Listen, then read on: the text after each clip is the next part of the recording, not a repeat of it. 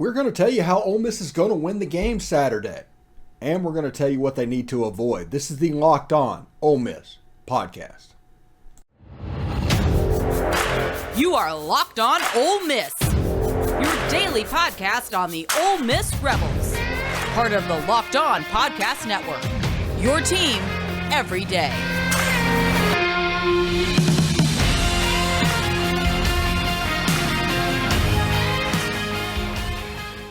All right, welcome to the Locked On Ole Miss Podcast. We'll get right to it. Ole Miss has a big game this weekend. What does Ole Miss need to do to win the game? Now, Ole Miss has SEC athletes.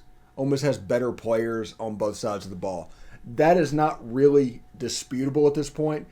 And using that, that's going to go a long way to determine who wins this game. Anyway, thanks for making the Locked On Ole Miss Podcast your first listen every day. We are free and available wherever you get your podcast, including YouTube. Do us a favor, subscribe to the YouTube channel, hit the bell for notifications for videos, which there are many, and of course, upvote the video itself. So, we're just going to say right off the top, Ole Miss has SEC athletes and they have better players than Troy. That is absolutely true, and that's not really disputable. But we're going to talk about what they need to avoid in the next segment. So how are they going to beat them? Well, potentially Zach Evans is the best player on the field for either team. They need to figure out a way to utilize him and utilize him effectively. If people are expecting an offense of what Lane Kiffin did with Amari Cooper and those guys with Alabama, no.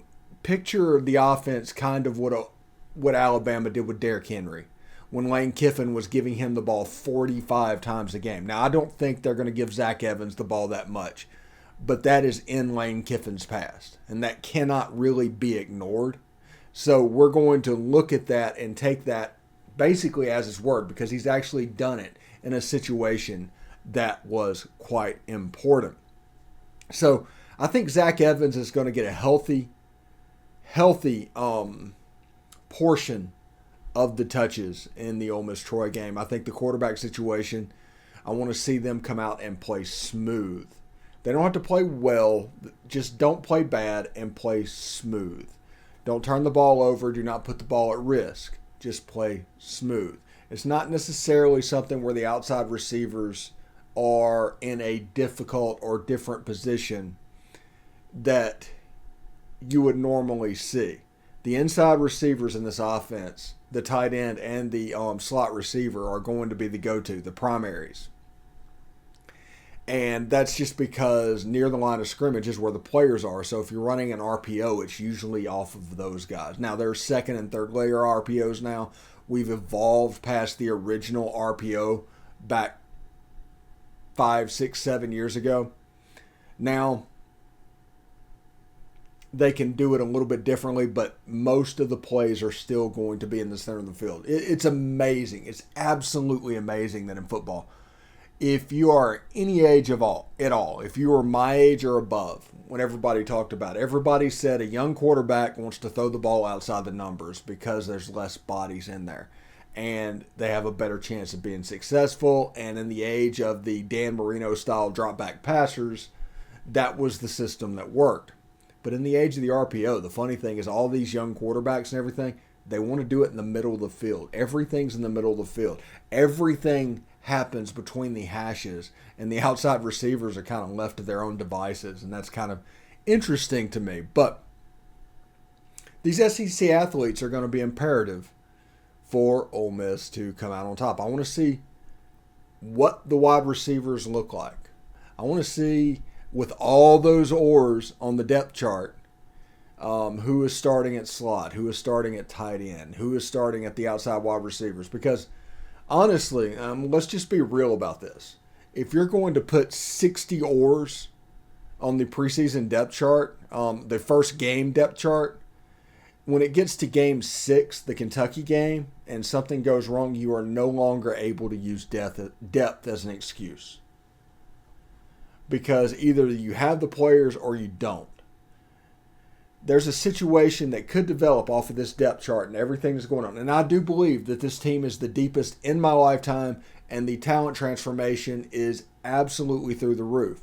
But there's a possibility, and I think we need to discuss it, Could this team be like the basketball team that claims to be 11, 12 deep, that plays 7 players by the end of the season? I'm just curious and asking questions about that because I think that's relevant for whatever reason. It should be relevant. But like I said, this is a deep team. This is a game that Ole Miss should win because they should be able to out-athlete their opponents. Now, I'm not saying they're covering necessarily, and I'm not saying they're not. I'm going to cover that on Friday when I do our SEC After Dark crew. We do our picks that day. So my pick will be on there. But I think that Ole Miss is going to win this game, but I'll break down exactly why whenever we do those picks. But I'm expecting SEC-level athletes. I'm expecting Chris Partridge to have some growing pains at defensive coordinator. I'm expecting some growing pains from Lane Kiffin and Charlie Weiss on the offensive side. A new quarterback. There's so many new players and so many unknowns. I want to put eyes on all of that for the first time and see exactly how it looks. Because this potentially could be a fantastic team this season. Period. There's not really a way you can get around that. This could be a potential 10-2 team. It also could be a potential 5-7 team, even with all of this talent. So understand, whenever you watch this game, there's still a big swing that could happen. This team is a high ceiling, low floor team. And anywhere in the middle is what they can hit. Now, if the floor is 5-7 and the ceiling is 10-2, they're probably going to hit 8-4, somewhere in there. But that is big for this team. If they can hit that number and play relatively well doing it, that will springboard them into 2023, and expectations happen then. Everybody talks about Ole Miss and the Sugar Bowl last year, and everybody's excited about the season, buying season tickets, the whole 9 yards. But next year is the year with expectations. Everything is building towards that. Now, there's going to be players leave. That's the reason they came here, so they could get out of school in a year and get in the NFL. That's the reason they're here. But there will be plug-and-play opportunities through the transfer portal next year as well.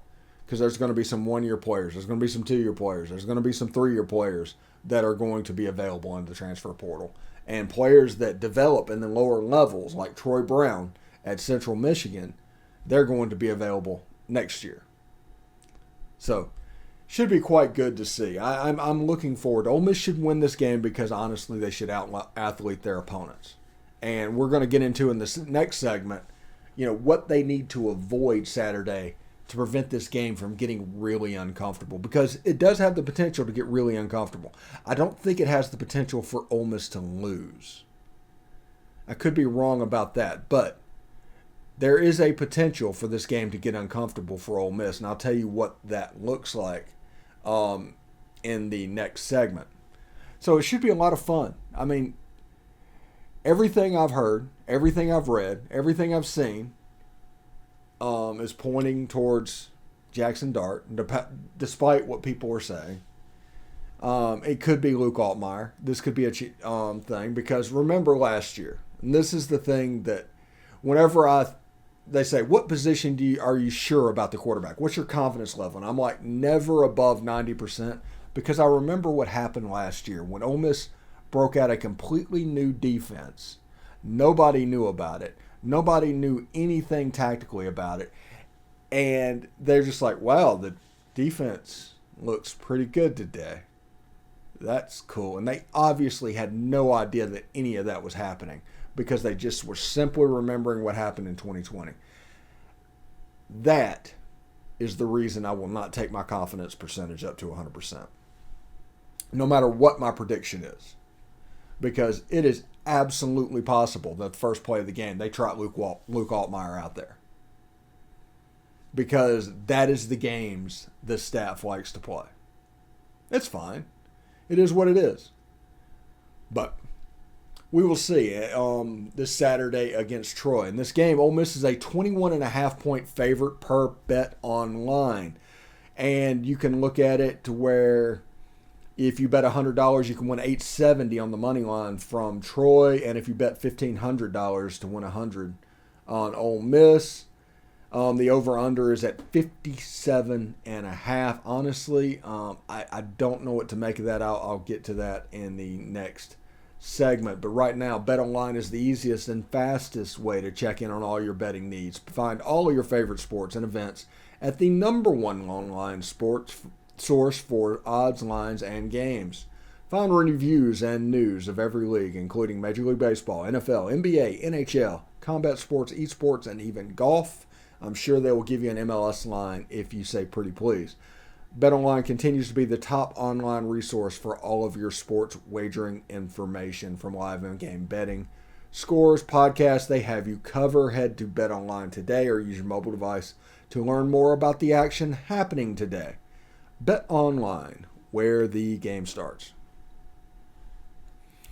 All right, thanks for making the Locked On Ole Miss podcast your first listen every day. We are free and available wherever you get your podcasts, including iTunes and Spotify.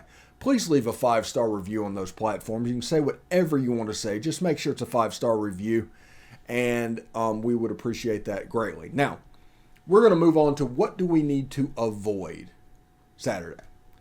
How can this game get uncomfortable?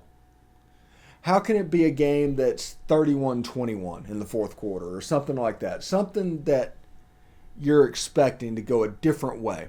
And the obvious answer, obviously, would be turnovers. If Ole Miss turned the ball over, killed drives that way, swung momentum towards Troy, yes, the game could get uncomfortable for Ole Miss that way. But if Ole Miss gets off to a slow start, let's say the first quarter Ole Miss, there's a 3-and-8 out to start with, and Troy gets a little momentum going early. And they're able to get a little bit of confidence. This is a game where Troy could end up having 35 minutes of time of possession per Josh Boutwell from the Troy Messenger, because he talked about Troy's offense being the old Brett Bielema style, the old Wisconsin, what Illinois does type offense, although I think it's going to look a little bit more like Kentucky, but we'll see exactly there. There is a chance of high time of possession, and I expect Troy to snap the ball at 5 seconds on the play clock. And because of that, they're going to be able to shorten the game. So Ole Miss is going to be imperative for them to start quickly. It's going to be imperative for them to move the chains, for the offense to stay on the field, and to come out of that first quarter as the lead. Now, if they don't, you're looking at a situation, like I said, the 31-21 is a possibility. I don't think Troy can win this game, but they can make it uncomfortable. And that's how they would make it uncomfortable. Taking that slow start from Ole Miss, maybe a 7-0 Troy lead, and then Ole Miss having to fight back, and Ole Miss eventually passes them in the fourth quarter because of the SEC level athletes. But it's a game that could be scored because Troy has a history of beating teams. It was like 3 years ago they went to Tiger Stadium and beat LSU. They were the original anytime, anywhere, anyplace team. They're not going to be intimidated by coming into that atmosphere. John Sumrall, when he comes back after a year in Oxford, is not going to be intimidated walking into Vaught-Hemingway Stadium. I'm not saying they're coming here expecting to win. I think they're coming here hoping to win, and they need good stuff to happen early. So that fast start by Ole Miss is important, at least avoiding a slow start. And after that, you can let Zach Evans work, Ulysses Bentley, Quinshon Judkins, and just kind of maul them at the line of scrimmage, because those SEC level athletes, whenever I say that, it really pertains to the defensive and offensive line, because it's just a little bit different in the Southeastern Conference at those two positions. So we'll see. Don't force the ball into coverage. Take care of the ball. Let your athletes win the game. That is the secret to Saturday for Ole Miss. Now, it's a 4 o'clock kickoff Eastern, 3 o'clock Central on the SEC Network. It'll be opposite of Georgia and Oregon. So get TV1 and TV2 ready. But there's several games this weekend. I mean, Tennessee Ball State, that should be a little bit of fun.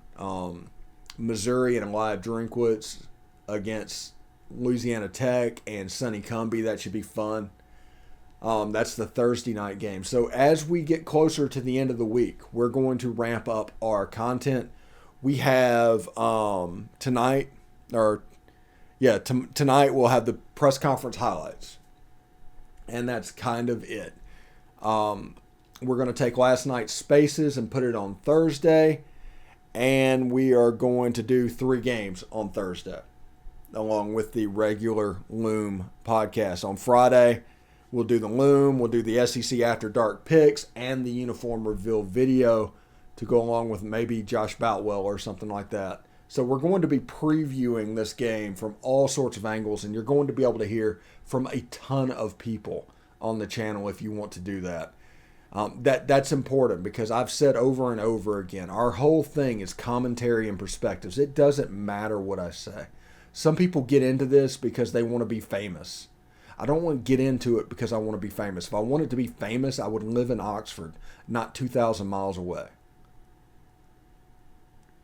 But Derek Vandergriff, Kerry McCutcheon, Tom Vanderford, typical contributors on the show, Jeb Beecham, Corey Burton, a high school coach in Nashville, Jake Thomas from the Tide Talk podcast. He's going to talk about the game as well. The Hammer, Boss Man Slim from Biscuits and SEC. They're going to talk about the game as well. You have your Josh Boutwell. So all of this is really cool. All of this is really good. And I'm going to try for next week for Central Arkansas to get Joe DeLeon and to talk about the FCS schools. He's the guy we bring on for FCS teams. He's incredibly knowledgeable. So that's what we'll do next week to get him on. So we're going to try and keep this formula that we're doing this week and extend it throughout the season. It's a ton of voices, man. It's a ton of voices. Even on the postgame show, we have Mike Espy and Bill Flowers. You're going to be able to hear it from all different areas, and it's besides me. Because, honestly, my opinion is just an opinion. Just like yours. And I think people miss that from time to time. I'm going off on a rant here, and I know that. We have Charles Stackhouse coming up in segment 3, so give me a minute on this one. Whenever people cover a game, okay? I put it in air quotes there. When they cover it. Whenever they report facts, that is where their value lies. Whenever they see things and report things that exactly what they saw, that is where their value lies. When they get into the opinion realm, which is 98% of our world now, they're at a disadvantage over somebody that is actually a fan of the school and paying really close attention to it. Because their opinion is not going to be as good as your opinion. Now, you might want to hear what they have to say. That's absolutely fine. You get perspectives from all over the place. But don't poo-poo your own opinion because somebody else said something. It's okay to have your opinion. It's okay to think the way you want to think. Because at the end of the day, whether you're right or wrong, what you think about things is going to frame how you enjoy it. And this whole channel is about making following Ole Miss sports fun again. Because for 5-7 years, it just wasn't. Pretty much since the Sugar Bowl in 2015, until Lane Kiffin got here, there was just a black hole. And it's almost like fun was discouraged. And everybody was snarky. And it was just pitiful. So that's the reason we're doing this. We want this to be fun. We want you to have as many perspectives, and we want you to have an opinion. Please put it below in the comments section. Because your opinion matters just as much as mine. Just as much as Josh Boutwell's. Just as much as Jeb Beecham's on the SEC After Dark picks. It matters just the same much. All I am is a medium for you to express it. That's how I view this. I'm not in this for clout. I'm not in this to be famous. I'm not in this to do any of that. I'm in this just to basically be a conduit so you can have a community that you can be proud of. So, sorry, I just got off on a little rant a little bit. Charles Stackhouse coming up after the break. This is the Locked On Ole Miss podcast. Thanks for making the Locked On Ole Miss podcast your first listen every day. We are free and available wherever you get your podcast, including iTunes and Spotify. Do not forget to rate and review us at iTunes and Spotify. Give us a 5-star review. You can say whatever you want to say. Just make sure it's a 5-star review. I am here with Charles Stackhouse in our Alumni Hall segment that we do each week. And we just kind of want to talk about it. He played 98 under Tuberville, so he was there for that changeover between Tub and Cut. That 3-0 season opener against Memphis. He was there for that, and he also saw the 7 overtime Arkansas game. How you doing, Charles? I'm doing very well, Steve. Doing very well. It's been a while since we're going down memory lane, man. And as soon as you said something about it, I could feel the brain neurotransmitter starting to spark up. Yeah. Before we get started, you're doing some graphic design type work now. Well, it's more crypto-related work, Okay. cryptocurrency-related work, something I've been working on for a while. But my brother does graphic design work. He's big into that, and mostly what I do is work with different work with this cryptocurrency called Alpha Genesis, and it's just one of those legit cryptocurrencies, which is hard to find nowadays. But it's one of those that pretty much creates utilities for different crypto tokens. So that's part of what I'm a part of now. I'm the big part in crypto and getting some of the we have this thing we call Ballers in Crypto, which is a podcast we have, which we're trying to get a lot of the NFL players that we played with and a lot of guys that's currently playing, kind of get them into that merger with crypto and NFTs to where they can really make money off of their names. And, even when they're retired, they still have royalties that they can bring into their pocket. So that's what we're working on now, me and a couple other NFL guys. Okay. And also, like, you played in the league for the Giants and the Vikings, correct? Yes. Is there a team in the NFL that you follow after you got out? Well, I do. I follow the Giants a lot, just because that's where I had my biggest holdings when I played. And I followed them a lot. I like the NFL. I'm, close to Tennessee Titans, so I watch them a lot. And, pretty much I'm a college guy. So, I love my Rebels, man. I love to watch my Rebels play. I'll be there this weekend to watch them play. Okay. Have you followed camp at all and what's going on at Ole Miss? I have, man. I'm very excited about this running back tandem we have with Zach Evans, and I think he's going to be one of those ballerific type of guys. And two running backs in the top 25. I mean, you can't go wrong there. And I've been watching. I see the offensive line. I see that they're making moves there. They're getting stronger there, and I think it's going to be an interesting season to watch the Rebels this year. I think people, some people may count us out, but I think they're going to be in for a big surprise by the end of the season. Yeah, absolutely. And they've changed in the last 20 years. They've completely shut down camp access and things like that. What's a camp memory that you might have had whenever from your Ole Miss playing days? Oh man, I'll tell you, one of my biggest memories was the workouts. After camp, we had a guy by the name of Mendoza, and he was one of those Samoan huge guys. I think he could bench press something like 550, almost 600 pounds. But he worked us. We had this thing that we go in and we hit every single station in the weight room for like a minute nonstop, every single station around, kind of like a county fair type of deal. And my biggest memory from training camp was going to work out and going to the field man, my body's already, deplenished. There's nothing there almost.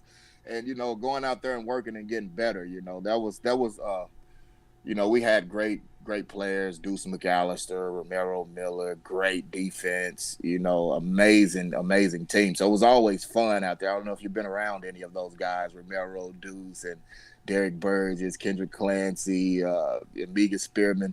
Those guys, Ken Lucas, those guys were like comedians out on the field. So you're almost out there trying to be serious in training camp, but they're not allowing you to because they always cracking jokes about the heat, about how tired they are. So it was a pretty good thing, man. Training camp is just one of those things that wear you out. It's designed to wear you out, so you're worn out before you even hit the field. So it's just one of those deals, man. I could just remember the blue game. It was the red and blue game, and we're out there, and we're like, man, this is the end of training camp. This is this is the end, and we're finally here, and everything is just going so fast, and you're playing against your own players on your team, and it's just an amazing, extraordinary feeling when you're out there, man. It's probably different than watching, because when you're out there, it's so much excitement, so much action. You don't realize you're tired until coach call it up at the end of practice, So it's a pretty good deal, man. Yeah, you mentioned county fair earlier, and when I worked at Ole Miss back in the mid-2000s, like the mid-aughts, I'm interested. Now, the county fair was like, y'all did that seriously, like when y'all first came back in January, right? That was like a two-week circuit. Tell people how almost grueling and miserable that experience was. I'll tell you, there's no room for breaks. You go straight through. Each section you get to is harder than the one you just left, and it's just none. Just imagine going into the weight room, and you see all of those different setups for weights, all of the different setups for your plyos and everything, and you have to hit every last one of them non-stop. And I'll tell you, it's a true detox. If you've been out messing around during the summer and not staying in shape, county fair is going to pull it out of you. They're going to know after halfway through county fair if you've been out messing around, because you'll be over there by the garbage cans trying to clean yourself out. So it's gruesome, man. It's gruesome. Yeah, county fair is kind of like a shotgun. It's a self-teaching tool. So it's just readily apparent if you did it wrong. It's one of those things that you really pay for. Anyway, let's start to go down memory lane right now. Let's start with the I forget, it was 98 or 99, I forget the date, but it was a 3-0 game, a season opener against Memphis. Describe a little bit that game, because I don't know if in my lifetime there's been another 3-0 game that has happened. Well, I tell you, those guys came ready to play that day. It's all based on the fact that they've waited for so long. They had waited for so long to get an opportunity to play a SEC school. And they always feel like they belong in the caliber of, Ole Miss and, Vanderbilt and the other SEC schools out there. And so it was a tough game. We came in with our mindset on it was going to be a tough game. And, me being from Arkansas, right across the bridge from Memphis, it was a huge game for me. It was like everybody from my hometown was there because they support Memphis. And, I was at Ole Miss, and Memphis recruited me very hard. And I'm pretty sure they had something on their shoulder about me not going there.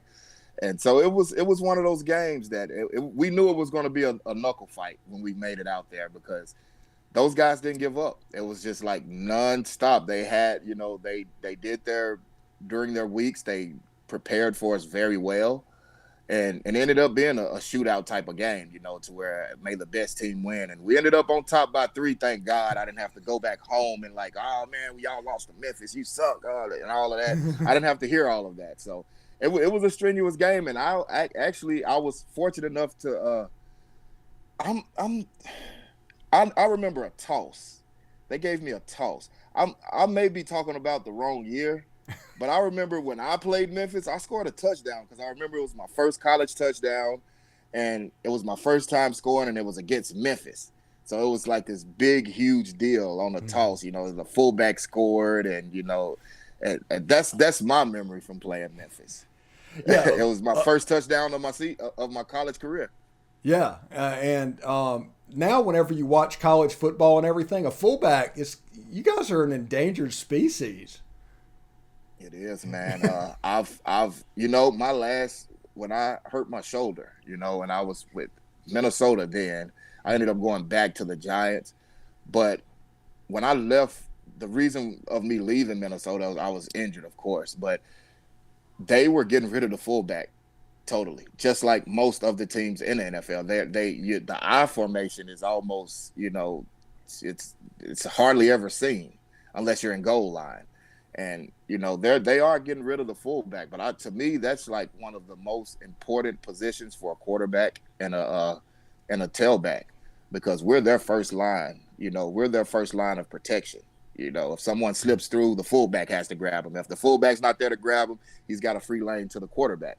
If the fullback's not there to grab him, he's got a free lane to the tailback. So to see them, kind of like moving away. And I'll tell you where I really saw the biggest difference when I left New York Giants when I was a fullback there. They were trying to move to the single back as well. But when I left and I went to Minnesota, I think it was like 2003, like Tiki Barber broke a fumble record because they didn't give him a fullback. He didn't have that same, it's different when you're in that single back and someone comes free than when you're in the I back and someone comes free. So it was a tough season for him, man. And I really wish they would, bring those guys back, bring the fullbacks back to the running game like they used to. You'll see running backs last a lot longer. You'll see a lot more progression with the running game. They really are moving away from that in the NFL. I noticed that when my final years playing there, I noticed that. Mm-hmm. What was your favorite road trip in the SEC? In the SEC, I would have to say Alabama. Alabama. When whether it's Auburn or whether it's the University of Alabama, those games are so ecstatic.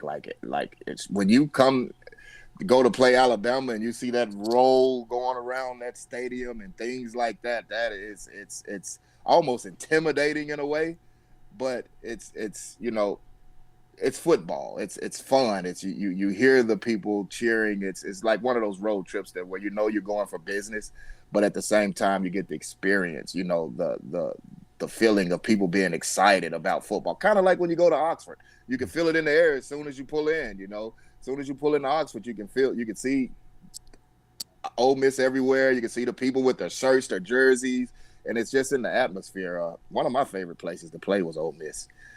Out of all of the places I went in the NFL, out of all of the places where I went in college, my favorite place to play was, in Ole Miss, because the Grove, there's nothing like it before and after. The tradition, there's nothing like it. These fans, they are so into Ole Miss, and they have every reason to, because we've had some great players come through Ole Miss, from Deuce to Metcalf, to both Metcalfs, the father and the son.